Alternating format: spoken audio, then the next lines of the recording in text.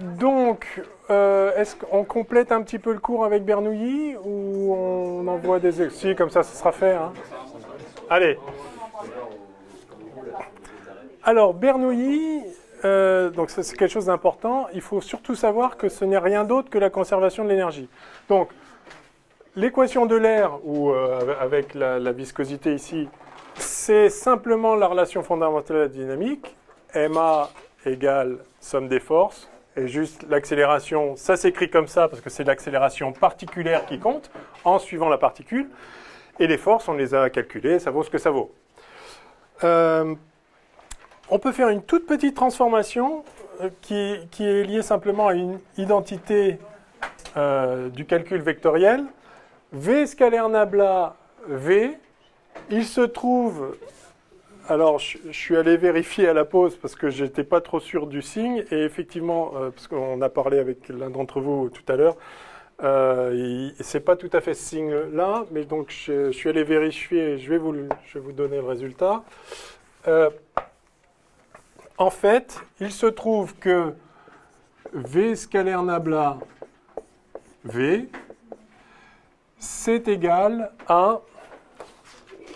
Donc... 1/2 de gradient de V carré plus ρ de V vectoriel V.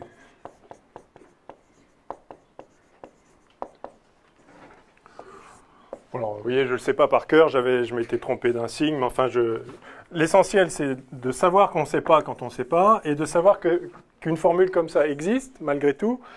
Et à ce moment-là, on va la chercher. De toute façon, dans un exercice, on vous la donnera. Hein, C'est grade de V carré ou grade de V? Non, c'est grade de V carré. D'accord. Donc 1/2... Alors, ça, en fait, c'est juste... Vous savez, rotationnel, c'est nabla vectoriel V. Donc, en fait, vous avez un nabla vectoriel...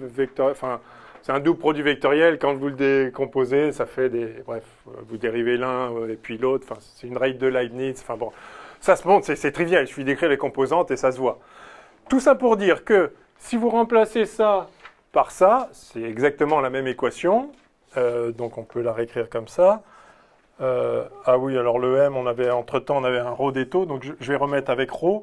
Donc ρ dV sur dt plus, alors en fait, gradient de 1/2 de ρ V2 à 1/2 avec le ρ ici, enfin le ρ des taux devient ρ puisqu'on divise par des taux, etc. Donc plus 1/2 de ρ V2 égale, alors au plus ρ de V vectoriel V, voilà, égale ça.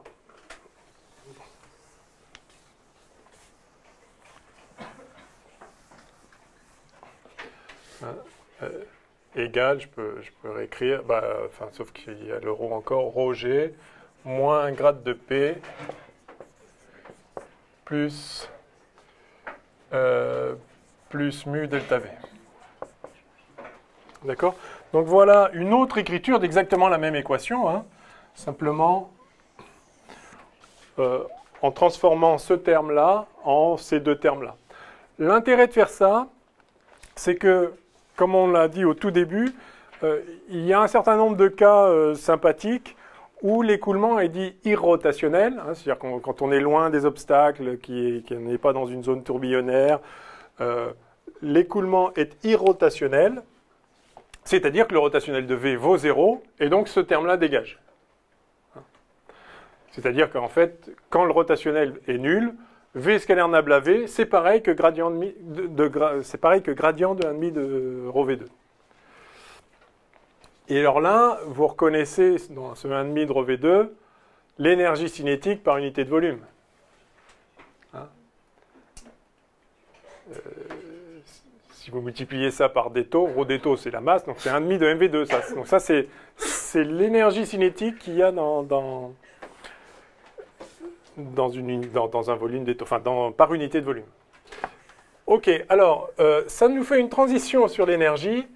Donc, de la même façon que l'équation du fluide n'est rien d'autre que la relation fondamentale de la dynamique, il est possible, comme on est passé de la relation fondamentale de la dynamique à la conservation de l'énergie, enfin au théorème de l'énergie cinétique, en faisant l'équation scalaire dr, on va pouvoir écrire une équation de conservation de l'énergie en faisant ça, scalaire dr. Alors scalaire dr, c'est-à-dire scalaire vdt. Enfin, d'accord ?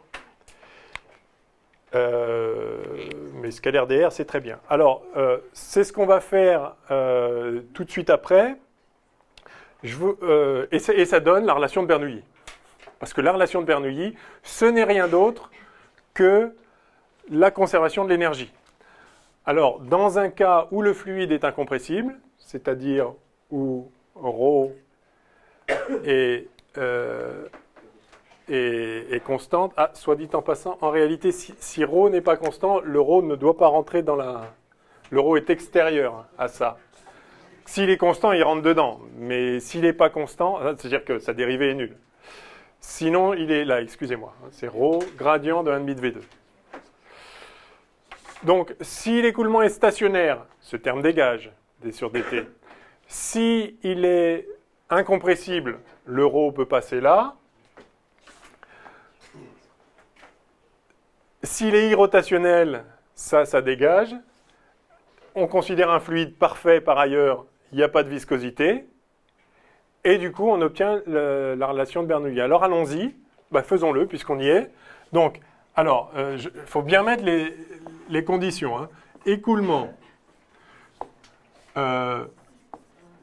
stationnaire, irrotationnel, d'un fluide parfait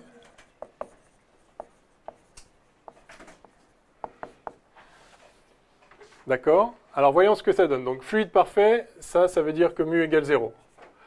Stationnaire, ça veut dire que d sur dt égale 0. Et irrotationnel, ça veut dire que ρ de v égale 0. Ah mince, j'ai recommencé à déborder là. Bon. Fluide parfait, mu égale 0. Du coup, cette équation s'écrit comment? Alors, ce terme dégage, le ρ peut passer dedans, ce terme dégage, ce terme dégage. Il nous reste donc gradient de 1,5 de ρ V2 égale moins gradient de P. Pardon, hein, je mets gradient ou nabla, c'est pareil. Hein. Donc gradient de P, c'est moins... Si vous préférez, je vais mettre gradient. Je sais pas ce que vous préférez, mais... égale moins gradient de P, plus Roger. Mais Roger... ouais, Roger, d'accord. Vous êtes encore plus fatigué que moi, en fait.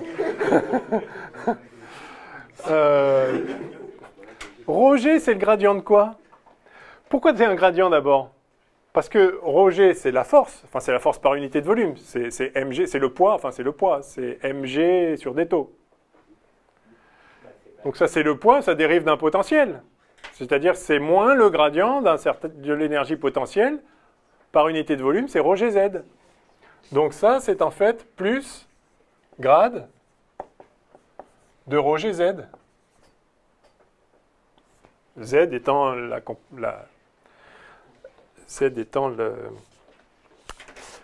l'altitude, enfin la coordonnée verticale dirigée vers le haut. OK? Vous l'avez peut-être déjà dit, mais écoulement stationnaire, ça voulait dire... Ça veut dire que d sur dt est nul. Ça ne dépend pas du temps. C'est-à-dire que l'écoulement, ça bouge, mais c'est constant. Voilà. Dans le point de vue eulérien, ah oui, vous n'étiez pas là au début, non, mais pas de souci, mais ça veut dire que à chaque instant, en un point donné, la vitesse est la même à l'instant suivant, quoi. Mais la vitesse peut varier d'un point à l'autre.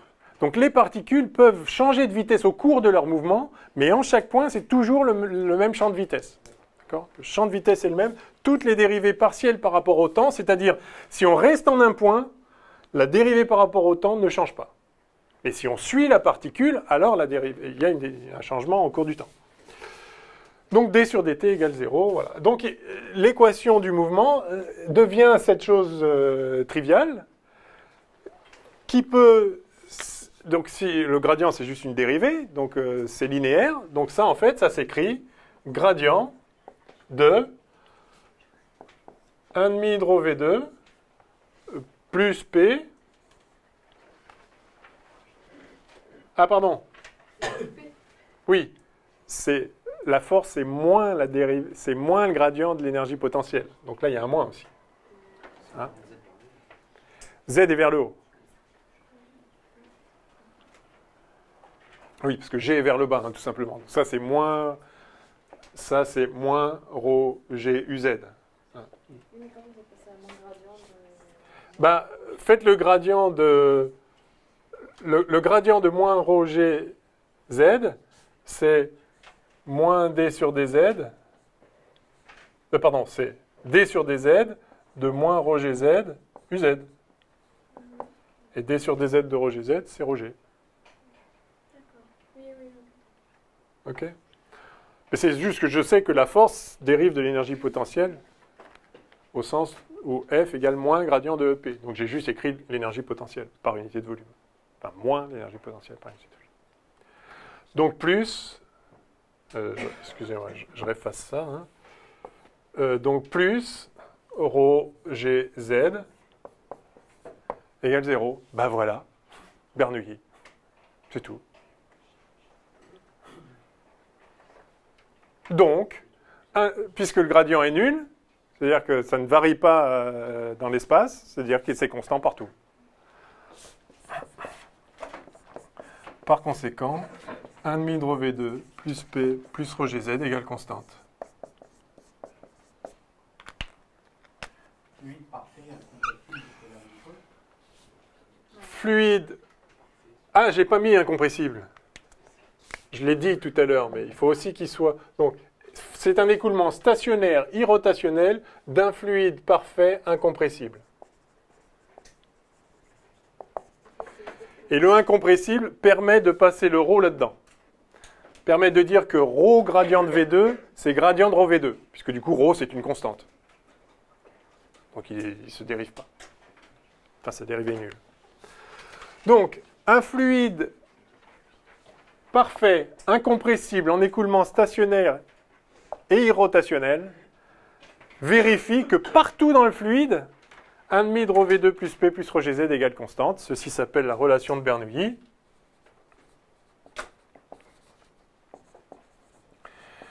Et là, si vous vous souvenez de Bernoulli, vous dites il ne manque pas un truc.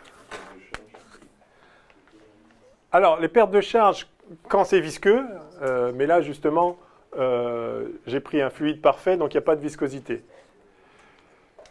Mais on ne vous a pas parlé de ligne de courant ? Si, il faut l'appliquer sur une ligne de courant. Il faut l'appliquer sur une ligne de courant. Ben en fait, non. Je n'ai pas parlé de ligne de courant, là.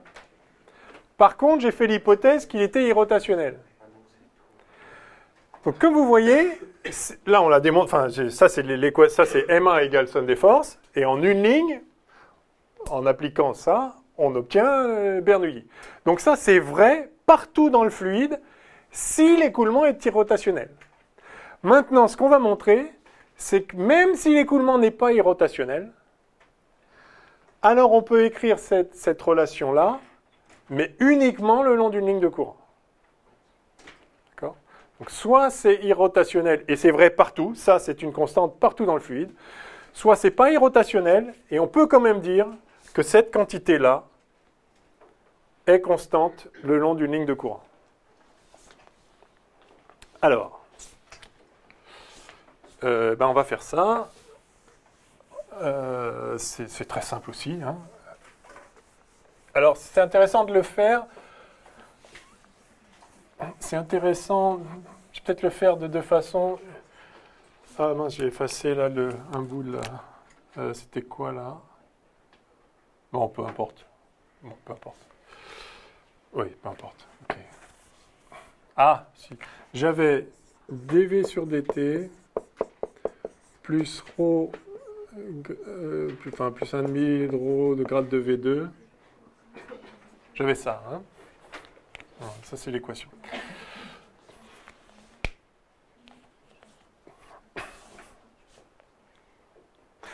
En fait, sur une ligne de courant, il se voit très bien là aussi. et après je vais le faire d'une autre façon avec un bilan explicite d'énergie, que vous voyez bien l'affaire. Donc là, on a viré ce terme-là parce que c'est stationnaire. On a mis le ρ là-dedans.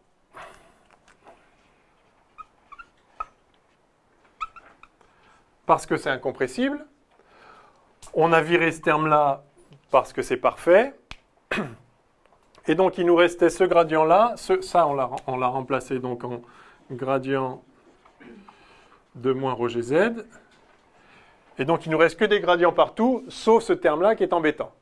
Alors, ce terme-là qui est embêtant, on l'a viré dans l'hypothèse irrotationnelle. Mais il y a une autre façon de le virer, très astucieuse. C'est justement de se déplacer le long d'une ligne de courant. Et pourquoi ça le vire quand on se déplace le long d'une ligne de courant? Parce que si je fais cette équation scalaire VDT,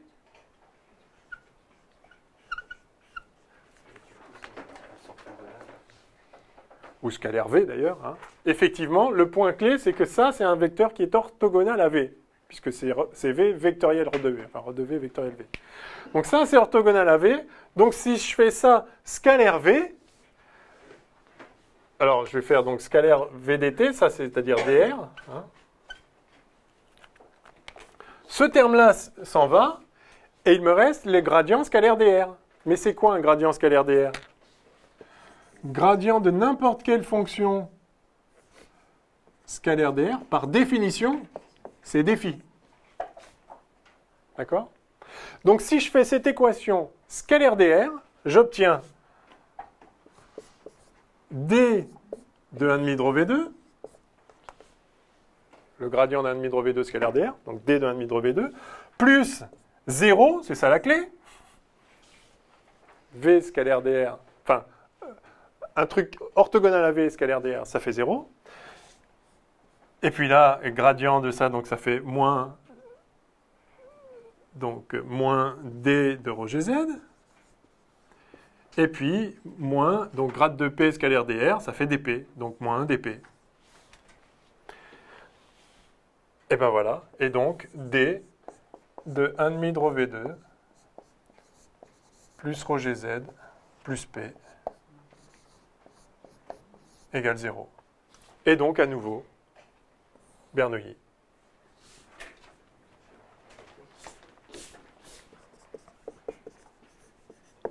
Un demi de ρ V2 plus P plus ρgz égale constante. Et là, cette fois, c'est le long d'une ligne de courant.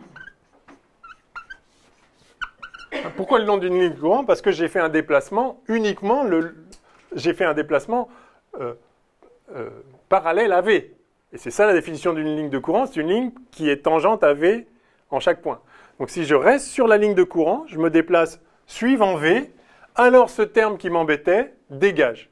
Donc j'ai deux façons de le dégager, soit en disant que l'écoulement est irrotationnel, de fait il dégage, soit je me déplace le long de V de telle sorte que ce terme scalaire V soit nul.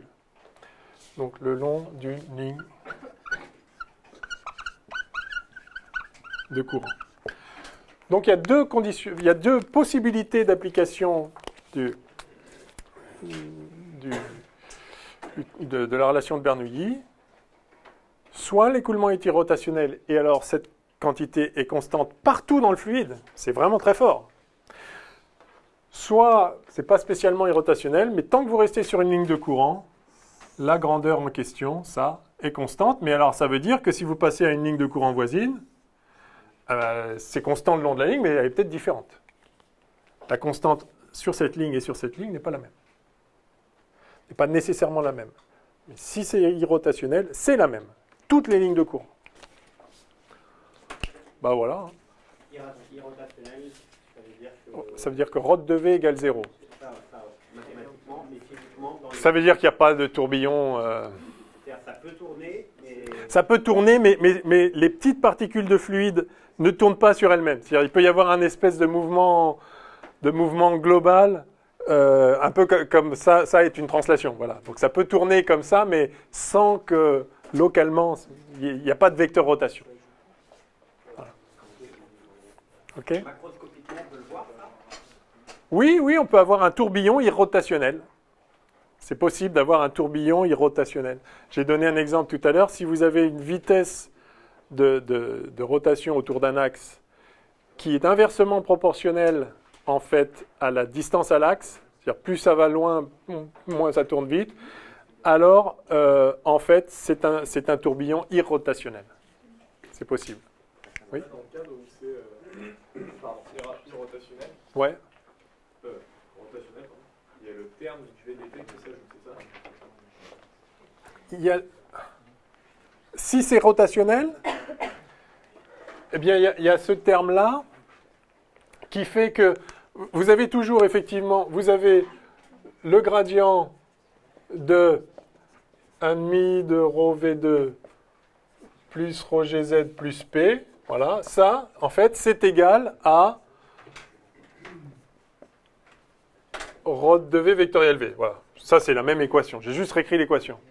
Et donc, soit ça c'est nul et ça fait 0, soit c'est pas nul, mais ça scalaire dr, de toute façon, c'est aussi égal à ça scalaire dr. Sauf que ça scalaire dr, bah, ça vaut ce que ça vaut, mais quand le dr est parallèle à v, ça vaut 0. Mais c'était pas votre question, peut-être. Non, pas trop. Ah, alors, pardon, j'ai pas compris. Non, mais parce que du coup, je pense, enfin, j'ai plus ou moins revenu, parce que je pense que j'ai pas compris en fait ce qui change. Parce que pour moi, on avait l'équation d'un fluide newtonien, là, Ouais, et on l'adaptait en fonction de si c'était rotationnel. ouais, ouais, ouais. Le scalaire DR, c'est en fait le fait sur l'île de courant. Oui, non, mais ça, j'ai bien compris, justement. Et il apparaît où, en fait, ce truc-là? Parce que pour moi, il s'ajoutait, c'était un terme qui s'ajoutait. Là, je le vois en scalaire par rapport à la... Non, non, c'est-à-dire, j'ai cette équation-là, et si je fais ça scalaire dr, enfin, j'ai ça qui vaut ça, donc ça scalaire dr, ça vaut ça scalaire dr. C'est juste ça. Ah, en gros, vous avez dit que... Ah oui, quand je dis, oui, oui, pardon, c'est tout ça scalaire dr. C'est-à-dire, D'accord. ça scalaire dr égale ça scalaire dr. Oui, oui, pardon, pardon. Alors, je vous rappelle à ce sujet que le théorème de l'énergie cinétique, c'est justement ça. On a m dv sur dt égale somme des forces. Et quand on fait ça scalaire dr, alors toute l'équation scalaire dr, on a donc m dv sur dt scalaire vdt qui vaut somme des forces scalaire dr.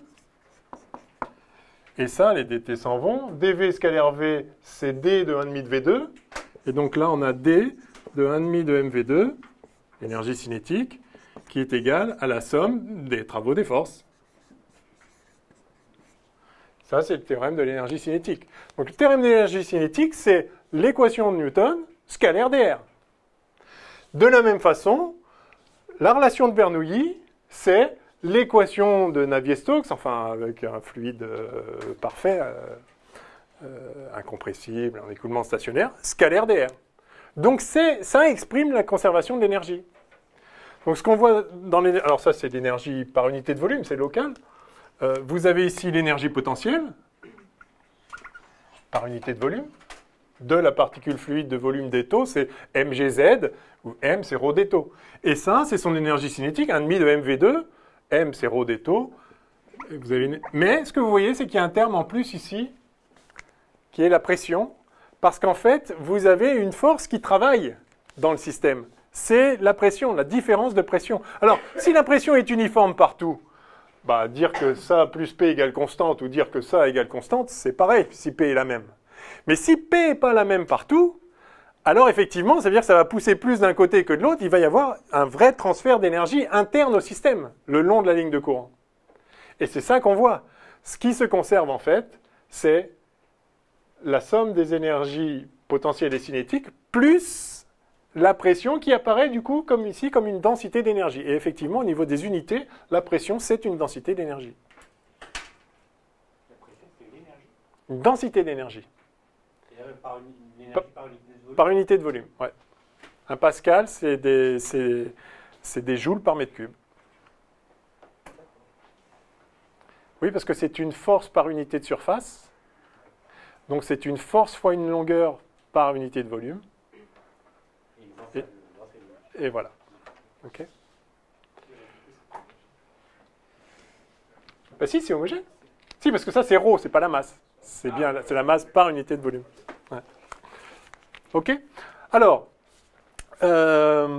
donc, ça, c'est l'équation scalaire dr, donc c'est la conservation de l'énergie, mais on va peut-être le montrer de façon directe. Alors, je vais pas faire le calcul en entier, mais c'est complètement trivial, juste pour vous montrer le principe, parce que je ne veux pas perdre trop de temps non plus là-dessus. Vous considérez, alors, vous vous déplacez le long d'un tube de courant. Hein, alors, c'est quoi un tube de courant? C'est un ensemble de lignes de courant fermées. Donc, vous prenez une certaine surface ici, là, et puis à partir de chaque point de cette section-là, un cercle ou pas, hein, n'importe quoi, une surface quelconque, enfin un contour quelconque, vous prenez un certain contour ici, et vous tracez toutes les lignes de courant issues de ce contour. D'accord. Alors, on est dans l'écoulement stationnaire, donc ligne de courant, trajectoire, c'est pareil. Hein. Et puis, vous vous intéressez, donc à l'instant, alors vous prenez un petit élément de volume, enfin un bout de fluide qui est, voilà, ça par exemple, cet élément-là, voilà, le fluide qui est ici. Et puis, vous revenez un peu plus tard, et cet élément de fluide, il s'est retrouvé plus loin. Donc maintenant, mettons qu'il est là.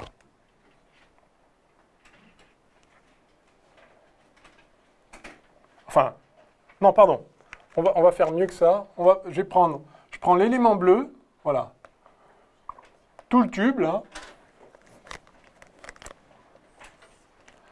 Ça, c'est mon système. Je considère ce système-là. Et je reviens un peu plus tard. Il est où, ce système? Ben, il s'est décalé, justement. Maintenant, il est là. Donc, il est parti d'ici. Il s'est déplacé le long du tube. Et puis maintenant, il se retrouve là. Enfin, il déborde d'ici, quoi. D'accord. Donc il y a ce petit bout en plus, ce petit bout en moins, et au milieu, bah, c'est le même. C'est pas le même fluide, ça a été remplacé par les particules fluides qui arrivaient derrière. Mais enfin, c'est le même état, le régime est stationnaire. Donc il y a les mêmes pressions, les mêmes champs de vitesse, les mêmes tout ce que vous voulez, température, densité, enfin tout ce que vous voulez, c'est la même chose. Donc, si vous passez de T à T plus delta T, pendant delta T, le fluide s'est déplacé le long de son tube de courant. Okay. Eh bien, si vous écrivez le théorème de l'énergie cinétique pour cet élément pour ce système, vous allez écrire que l'énergie cinétique plus l'énergie potentielle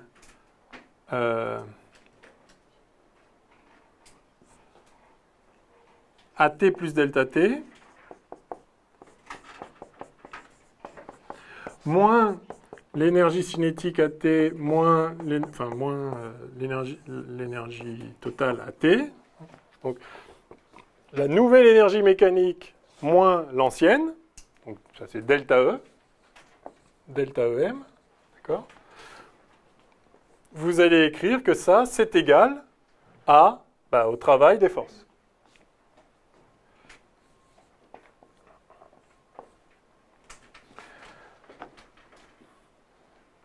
Et donc ça, c'est le travail des forces de pression.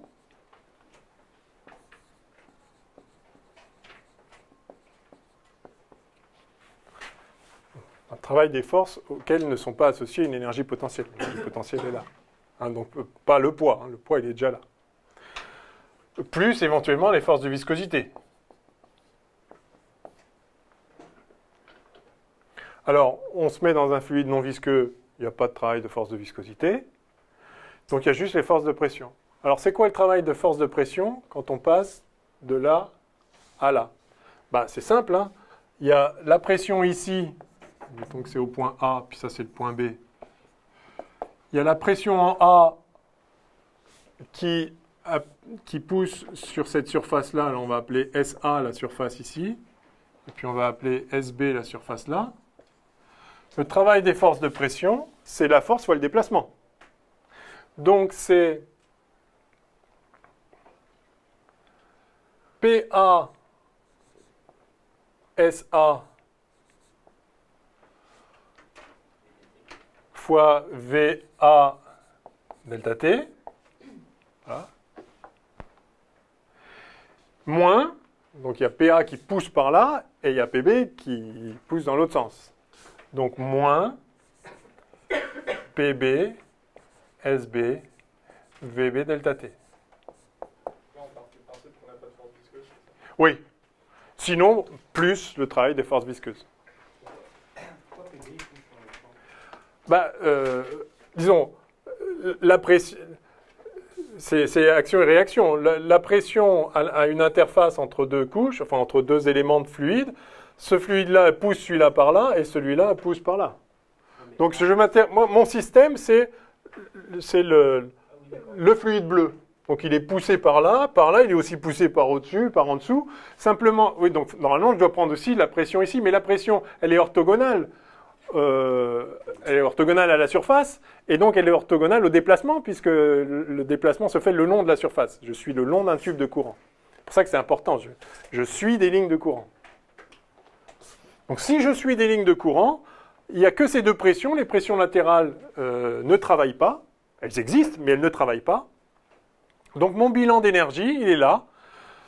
L'énergie cinétique en A, en fait là j'aurais dû mettre B, en fait ça c'est au point B.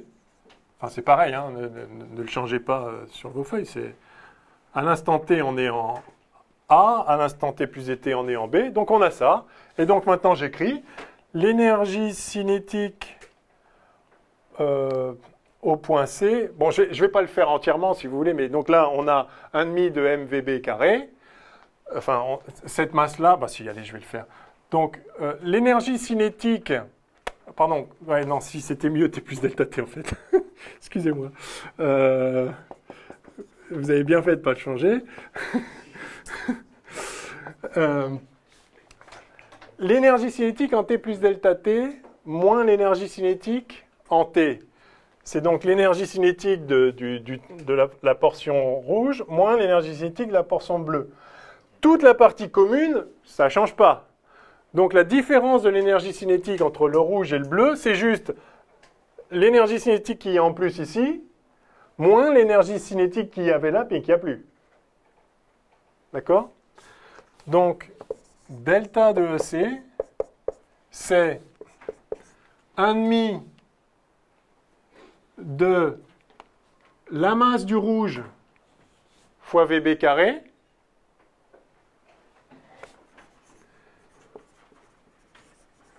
M rouge VB carré, moins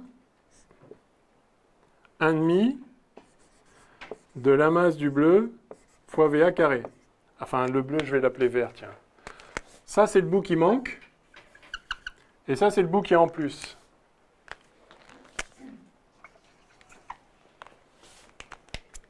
Vous voyez ou pas Oui? Delta de P, c'est M rouge G ZB moins M vert G ZA. Oui?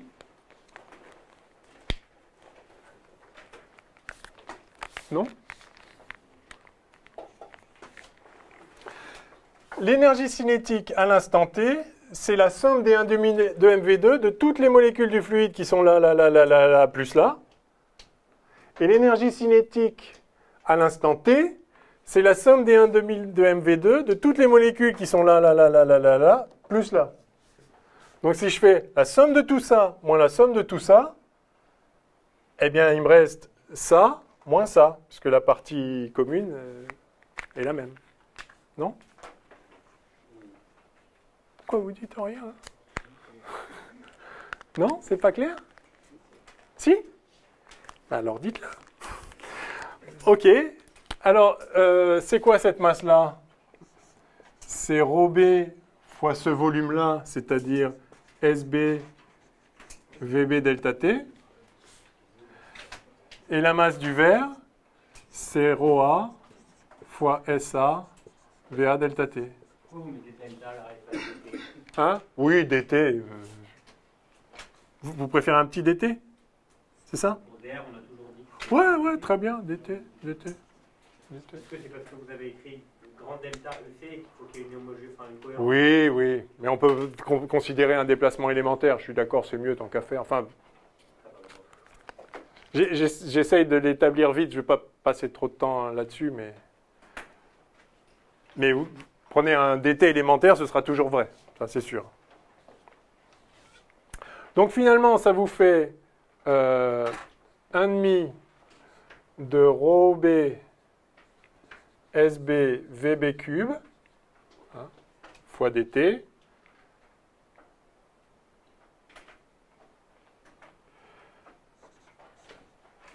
moins, alors je vais regrouper tous les b, plus, alors ça, la masse rouge c'est pareil, hein, donc plus rho b SB VB GZB dt, moins pareil avec des a, égale ça.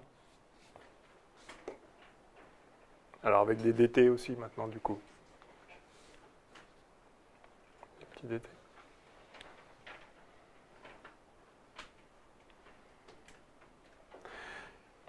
Et donc vous avez finalement ça plus ça plus ça. Je mets tous les b d'un côté et tous les a de l'autre, et puis c'est fini, quoi. 1,5 de rho b SB VB carré plus rho b SB VB GZB plus PB SB VB qui vaut pareil avec dA. Fois dt, et je divise par dt. C'est pour ça que je me fichais un peu du delta t, mais en toute rigueur, il faut prendre des déplacements infinitésimaux de façon à pouvoir définir une grandeur constante partout, mais c'est pas le nœud du problème. OK? On écrit EP dans M et Z. La question du signe, comment on la fait? Bah, si z est orienté vers le haut, c'est mgz. Donc là, ça suppose que vous l'avez orienté vers le haut. Ouais. Sinon, ça aurait été moins. Ouais. Yes.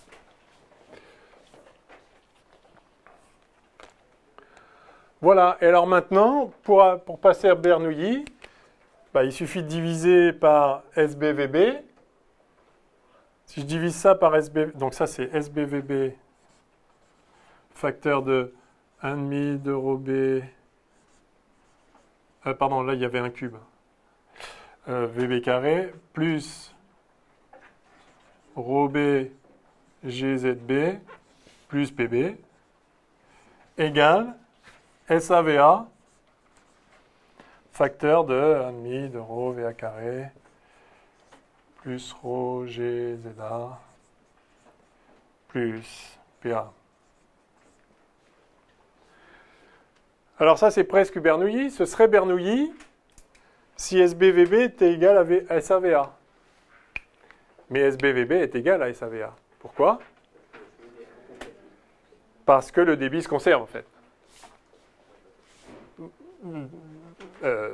Si ce n'était pas incompressible, ce serait ρ SB, SV qui se conserve, enfin qui est constant.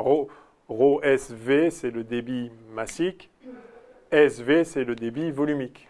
On n'a pas revu les volumes, mais les débits, vous savez ce qu'est un débit.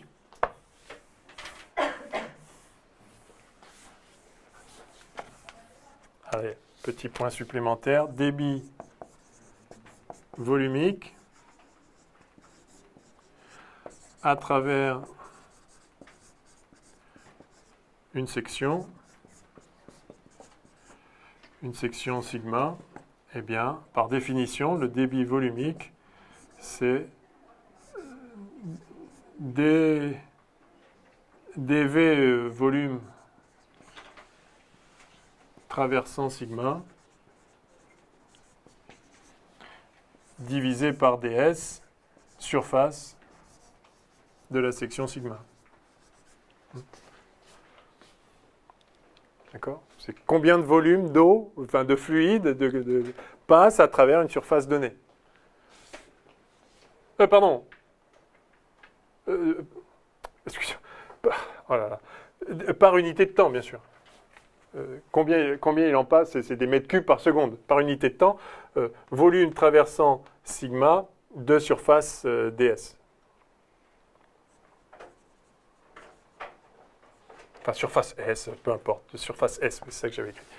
Et donc ça, c'est simplement le volume qui traverse pendant dt, c'est S fois la vitesse fois dt, donc c'est S fois v dt sur dt, voilà, et donc ça fait SV. Voilà. Et maintenant, le débit massique, c'est la masse qui passe à travers la section par unité de temps à nouveau. C'est comme une intensité de courant. Hein. Qm égale dm sur dt. Je ne sais pas pourquoi j'ai écrit sur ds tout à l'heure. Enfin bref. Donc ça, c'est la masse qui traverse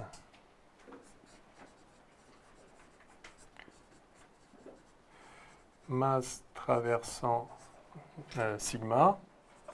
Et donc ça fait S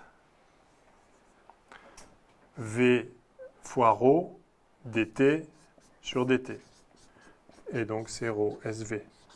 Donc si c'est incompressible, le débit, la conservation du débit massique est équivalente à la conservation du débit volumique. Sinon, c'est la masse qui se conserve toujours. Le volume, pas forcément. Si vous comprimez un truc, le volume va changer, mais la masse de ce qui est du système va rester la même. Donc, en toutes circonstances, le débit massique est constant. Si c'est stationnaire, hein, parce que sinon, vous pouvez faire traverser à un endroit, vous l'accumulez, puis ça ressortira plus tard. Donc, à un instant donné, ce qui est rentré d'un côté, il n'est pas forcément déjà ressorti. Mais si c'est stationnaire, tout ce qui rentre ressort. Au même moment, hein, c'est stationnaire, il n'y a pas de variation, il n'y a pas d'accumulation de masse quelque part. Donc, si c'est stationnaire, le débit massique se conserve. Si c'est stationnaire et incompressible, alors le débit volumique aussi se conserve, puisque pour passer de l'un à l'autre, il faut juste multiplier par la masse volumique. Par ρ. Hein. Je vais peut-être l'écrire explicitement.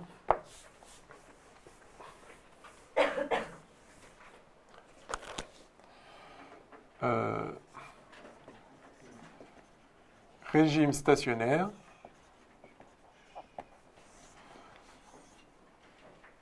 Qm égale constante, donc débit massique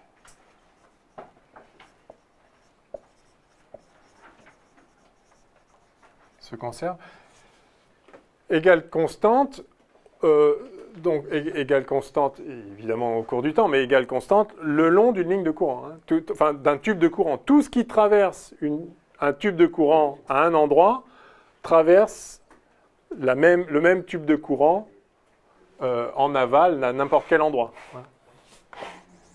Donc c'est se conserve le long d'un tube de courant.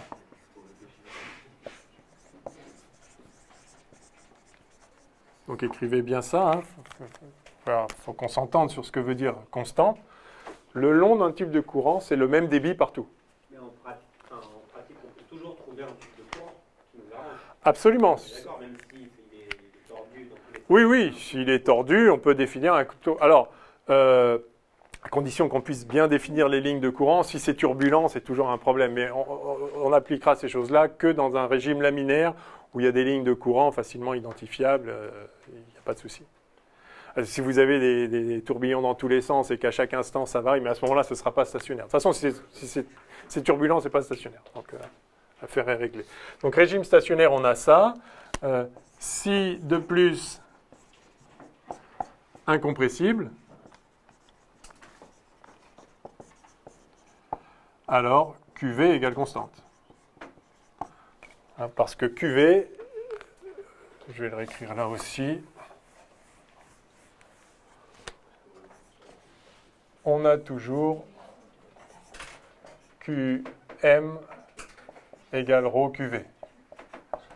Donc lui est constant, si par ailleurs ρ est constant, QV aussi. Bon, je crois que ça y est, on n'a pas fait beaucoup d'exos. On va écrire... Quelle heure est-il?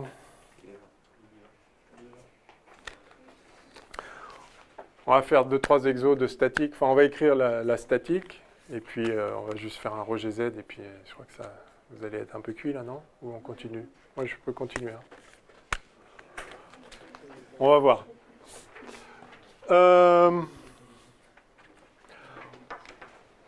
Ça vous va? Hein, donc, vous voyez qu'en faisant le bilan des forces de l'énergie, le bilan de l'énergie le long d'un tube de courant, en disant que la variation de l'énergie, c'est égal au travail des forces, on obtient Bernoulli, parce qu'on était le long d'une ligne de courant. Hein, on obtient que cette quantité, au point A et au point B, c'est la même. Hein, parce que maintenant, vous pouvez diviser ici et là, et donc vous avez ça égale constante le long de la ligne de courant.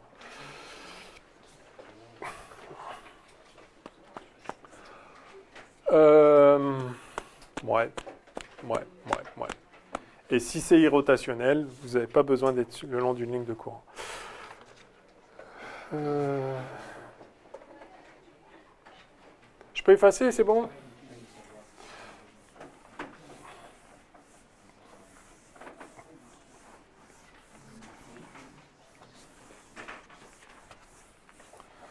Retenez bien ça, hein. Bernoulli, c'est la conservation de l'énergie, rien d'autre. Alors, hydrostatique.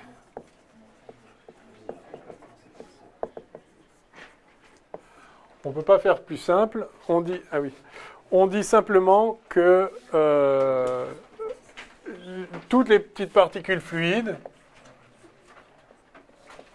sont à l'équilibre, c'est-à-dire que la somme des forces est égale à 0.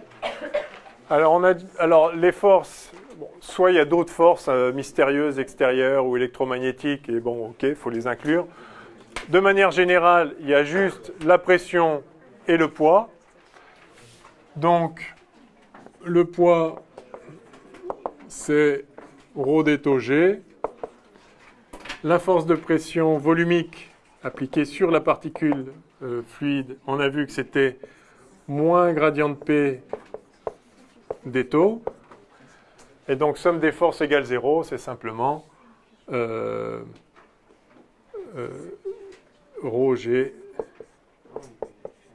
égale gradient de P. Enfin, au gradient de P égale ρg, je sais pas.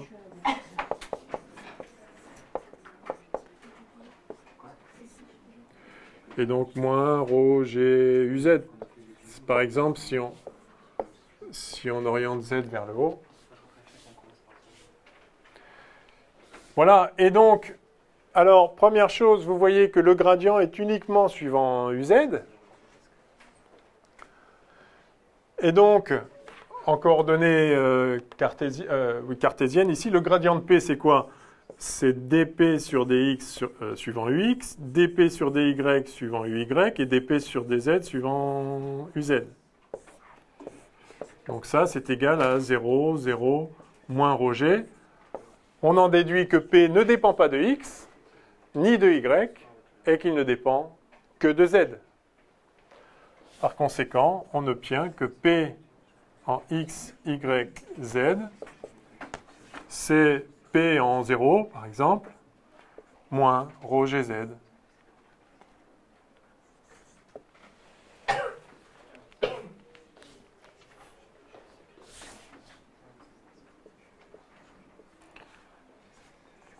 Et donc, ça ne dépend que de Z.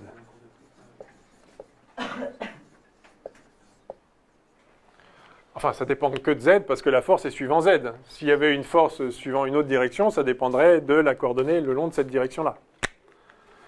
Enfin, tout ça est résumé par gradient de P égale les autres forces. Donc, s'il n'y a que le poids, ça fait ça. OK? Donc, ce qu'il faut retenir, on va faire tout de suite les exos. Enfin, les exos de base. Ce qu'il faut retenir, c'est que quand on s'enfonce dans un fluide, la pression augmente de ρg fois la profondeur. Donc, si vous avez un verre d'eau, une piscine, un réservoir, ce que vous voulez, si ici vous avez P0, ici vous avez P égale P0 plus ρ GH, où H est cette distance-là, cette profondeur-là. OK ?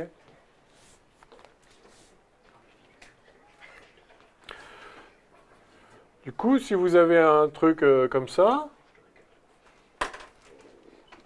enfin,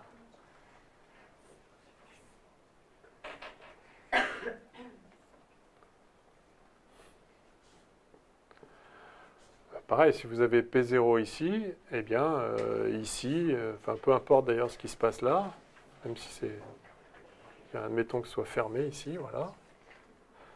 Voilà, je ferme ça là. Tiens, ou mettons ça comme ça, voilà. On pose un truc là.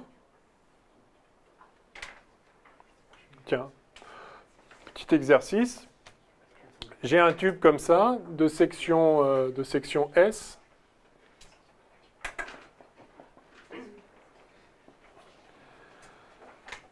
Je remplis ça d'eau. Quelle doit être la masse du corps que je pose ici, là, pour boucher le tuyau, pour que ça ne déborde pas, D'accord ? Ρg fois cette hauteur-là. Absolument. Hein, parce que la pression ici, c'est P0 plus ρgh. Et donc, ici, il y a une force qui pousse vers le haut à P0 plus ρgh. Et donc, il faut que le poids... Alors, enfin, il y a aussi la pression atmosphérique là qui va pousser avec le P0. Alors, la force de pression, ça va être P0 plus ρgh fois S. Et donc ça par là. Et par au-dessus, il va y avoir P0 fois S plus le poids, plus mg. Hein.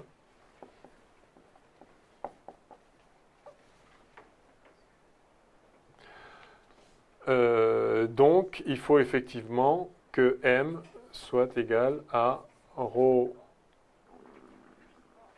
fois hs. Autrement dit, vous voyez que c'est très intuitif. Il faut mettre ici un capuchon, là, un bouchon, enfin, s'il est juste posé, qui est la masse. C'est quoi cette masse-là? C'est la masse de l'eau qui est en plus ici. C'est très intuitif. Et on le retrouve, bien sûr. C'est cette masse-là, en fait. Ah, on n'a pas fait la poussée d'Archimède. Vache. Il faut la voir, ouais, on la verra pendant l'exo.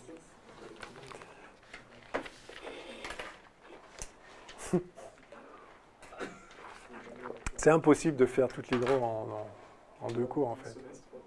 Impossible. On fait ce qu'on peut, hein.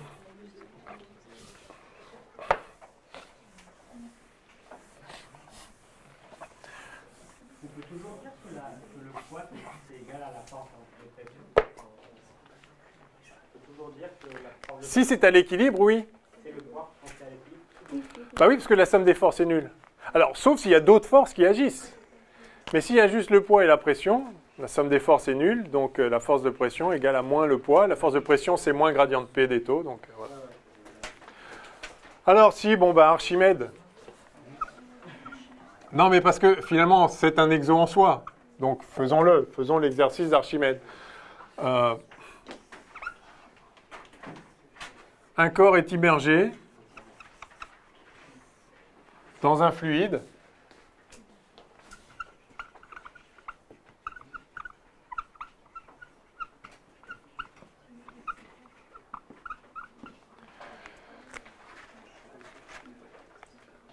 Les forces qui s'exercent sur lui sont son poids. Bon, bah, mg, ok. Et puis, il y a aussi la résultante des forces de pression.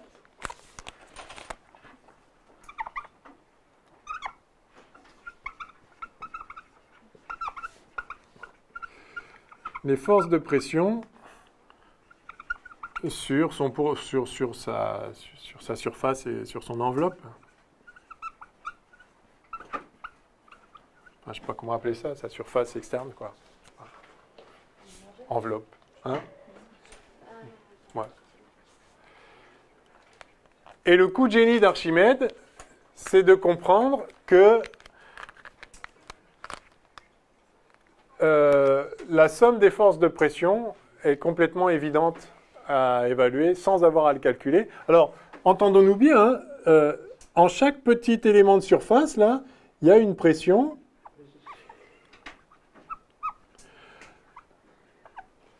en chaque point. La force de pression élémentaire sur le petit élément de surface, c'est P du point où on se trouve fois ds fois U orthogonal.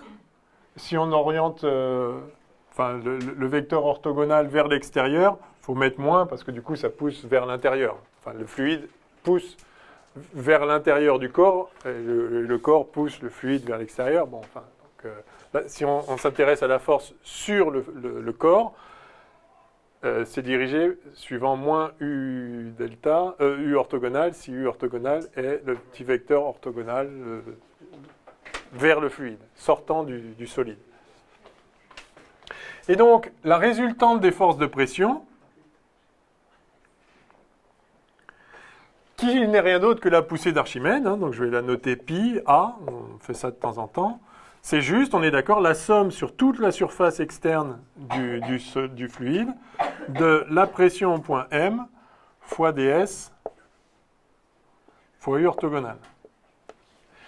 Et là, vous réalisez immédiatement que si vous deviez faire le calcul à chaque fois pour n'importe quelle forme, c'est juste absolument l'enfer. Imaginez même que vous preniez juste une sphère immergée. Là, on saurait faire le calcul. Si on a une sphère, on peut définir chaque élément de surface, on peut définir sa position.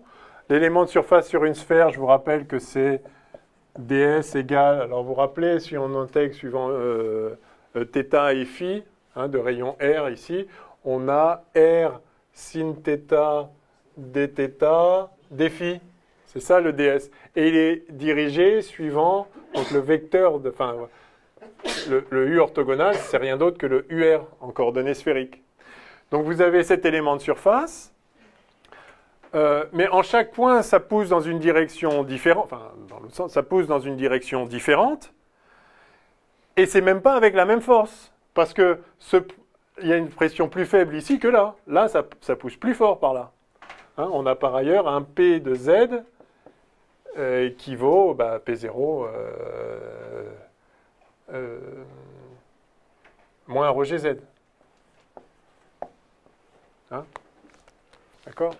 Si on prend Z vers le haut et 0 ici. Ou 0 où vous voulez d'ailleurs. Donc vous voyez qu'il va falloir faire l'intégrale de ça fois ça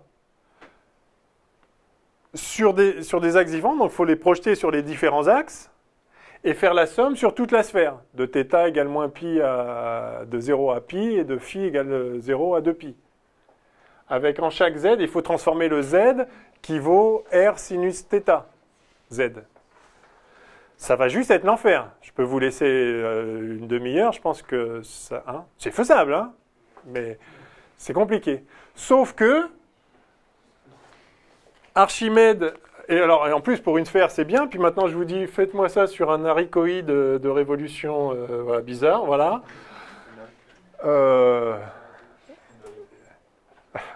Haricot.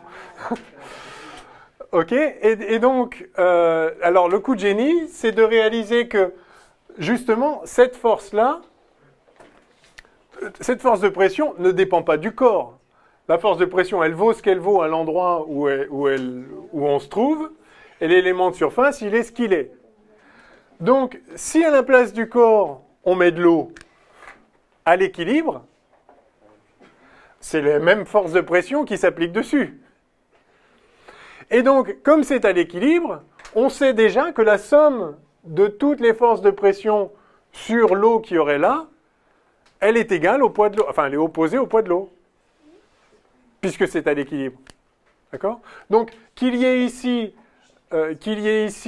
un bout de bois, un bout de métal, enfin, n'importe quel matériau ou de l'eau, ça ne change pas le champ de pression autour, donc ça ne change pas la somme des forces de pression. Sauf que si c'était de l'eau, justement, la somme des forces de pression, ce serait égal au poids, opposé au poids, puisque la somme des forces égale 0. Donc, ce n'est pas la peine de faire ce calcul, on sait déjà que ce qu'on va trouver, c'est moins ρ de l'eau fois le volume du corps fois UZ. Alors, pardon, fois G, fois G, voilà. Donc, moins G, donc du coup, c'est vers le haut. OK? C'est fort. C'est très, très fort. Ça mérite un Eureka.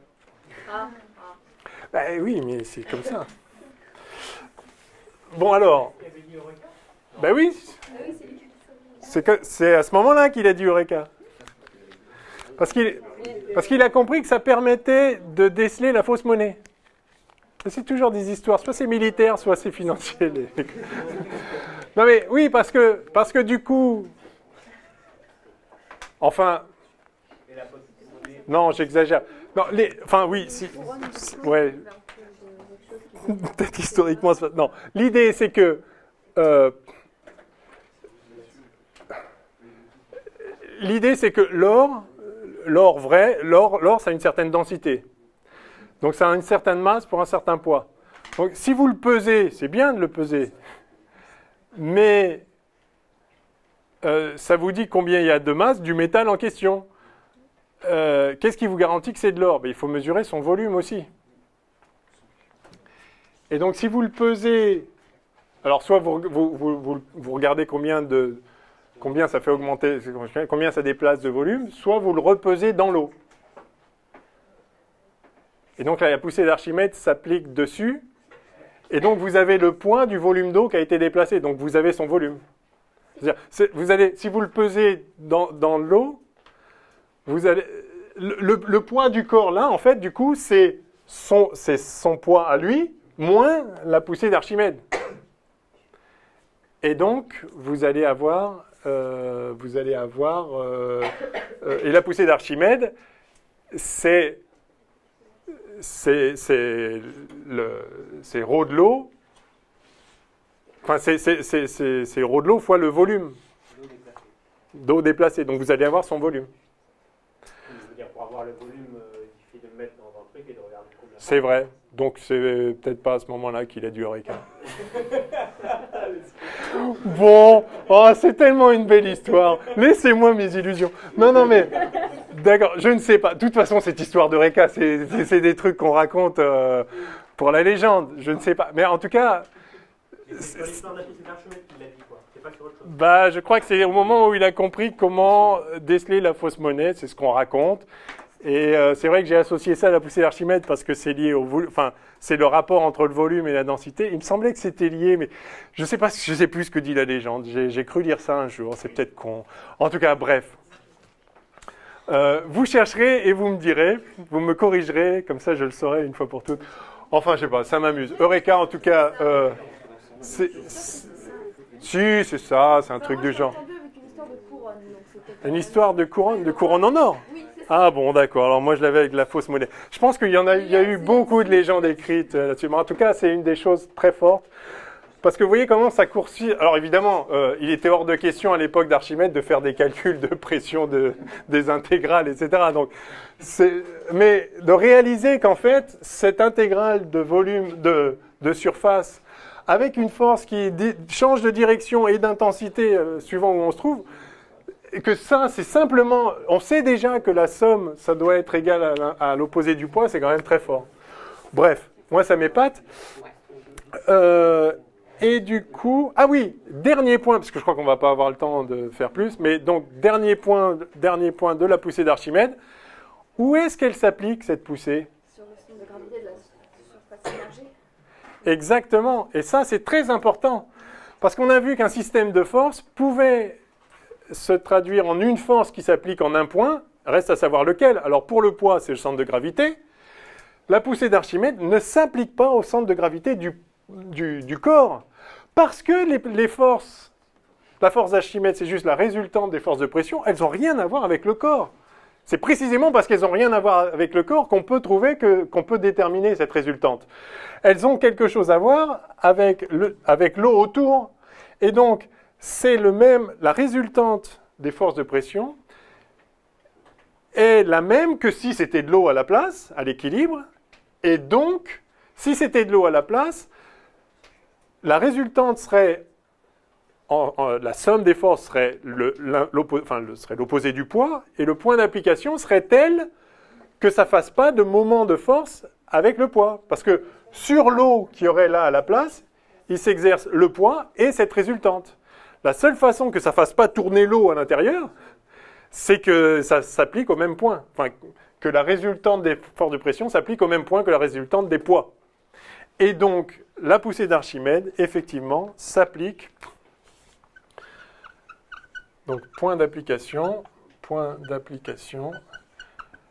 c'est le centre de masse de l'eau déplacée.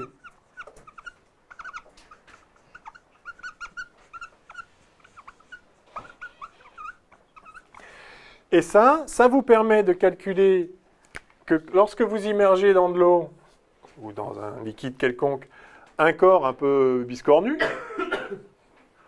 ou pas homogène, ça vous permet de voir comment il va se mettre en équilibre. Alors, s'il est qu'à demi immergé, ou qu'en partie immergé, bien sûr, c'est que le poids du volume d'eau qui a été déplacé, donc vous ne comptez pas ça. Mais alors, imaginez que vous ayez un corps comme ça qui flotte. Il va flotter et comment ? Parce qu'une chose, c'est que, ok, le poids, il va être immergé de telle sorte que le volume d'eau déplacé fois ρ de l'eau est égal à sa masse fois G. Enfin, est égal à sa masse, pardon. Mais comment ? Vous mettez un glaçon dans l'eau, par exemple. Il peut flotter comme ça. Comment il va se mettre ? Eh bien, il faut que vous trouviez... Vous avez son centre de gravité à lui, mettons qu'il est là, donc il y a son poids qui s'exerce comme ça. Et puis ensuite, il y a la poussée d'Archimède qui s'applique au centre de masse du volume d'eau déplacé, qui est d'ailleurs pas forcément dans le corps. Hein. Peut-être qu'il est là, hein, le centre de masse du volume d'eau déplacé. C'est pas impossible, hein? Yes? Et du coup, si c'est comme ça, ah bah, là, il y a un moment, là. La somme des moments n'est pas nulle. Par exemple, en ce point-là, il y a un moment qui est, lui, un moment nul, et lui, un moment qui est ça fois ça, par là. Ça fait tourner le corps par là. Et donc, en fait, la position d'équilibre, elle va être plutôt... Enfin, comme ça, au moment où, en fait, on aura le poids et... Alors, donc, c'est pas du tout ça, hein, le dessin, mais bon, vous comprenez l'idée. Il faut qu'elle soit alignée. Il faut que le centre de masse du corps et le centre du volume d'eau déplacé, et le centre du masse du volume d'eau déplacé soient sur la même verticale, de telle sorte que la somme des moments soit nulle. À l'équilibre, la somme des moments doit être nulle, et c'est ça qui détermine comment va s'orienter le corps.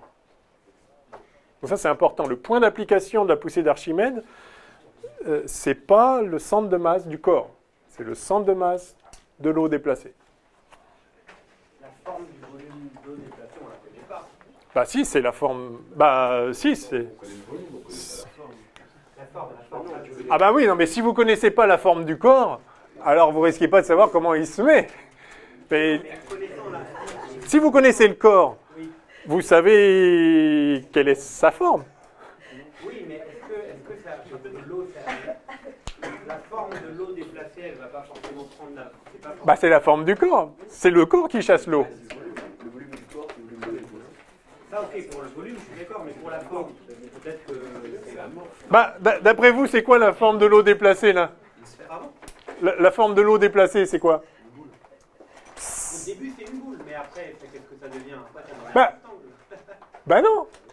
Ça monte. Ah bah, d'accord. Alors, si effectivement ça flotte, vous allez avoir ça. Mais la forme de l'eau déplacée, vous la connaissez? C'est une fraction de sphère. Ah, c'est la forme du corps.